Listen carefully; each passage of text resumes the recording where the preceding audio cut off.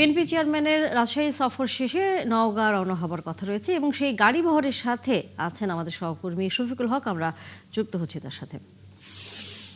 শফিকুল, তারেক রহমানের গাড়ি বহরটি রাজশাহী থেকে নওগাঁর উদ্দেশ্যে রওনা হয়েছে, সেটা আমরা সংবাদে বলছিলাম। এই মুহূর্তে গাড়ি বহরটি কোথায় অবস্থান করছে?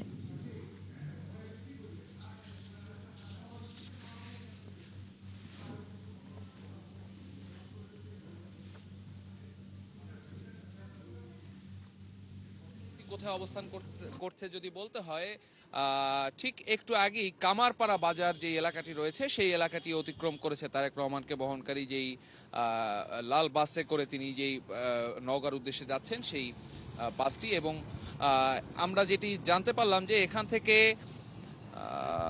নওগাঁর দূরত্ব 50 কিলোমিটার।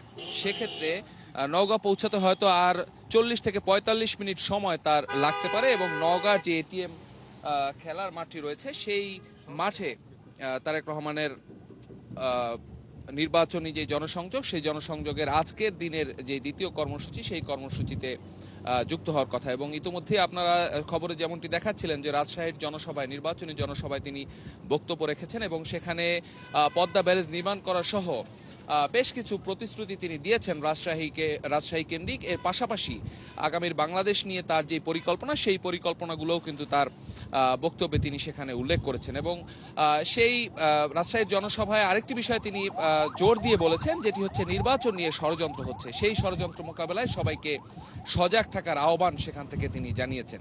এবং এরপরে যেই নওগাঁয় যে জনসভাটি রয়েছে সেখানেও নির্বাচনী জনসভা, সেখানে নওগাঁ ছাড়াও জয়পুরহাটের নেতৃবৃন্দ এবং স্থানীয় যে ভোটার রয়েছে তারা সেখানে যুক্ত হওয়ার কথা রয়েছে। এবং নওগাঁর জনসভা শেষ করে তার যে পৈতৃক ভিটা বগুড়ায় তার পরবর্তী জনসভাটি অনুষ্ঠিত হবে। সেটি বিকেলে সন্ধ্যার নাগাদ অনুষ্ঠিত হওয়ার কথা ছিল, তবে সেটি অনুষ্ঠিত হতে হয়তো সন্ধ্যার পরে সময় লেগে যেতে পারে। কারণ আপনি ছবিতে হয়তো এই মুহূর্তে মহাসড়কে রয়েছে, তবে যেই বাজারগুলো যখন অতিক্রম করছেন, এছাড়াও আমরা দেখতে পেয়েছি যে গ্রামের যেই নারীরা তারা তাদের বাচ্চা সহ আশপাশের বাসা বাড়ির যেই মানুষজন তারা কিন্তু এসে রাস্তার সড়কের পাশে এসে অবস্থান নিয়েছেন। এবং শফিকুল হক, আমরা ফিরবো যখন এরই মধ্যে নওগাঁ পৌঁছবেন তারেক রহমান, নিশ্চয়ই ফিরবো আমরা তখন আবারও আপনার কাছে।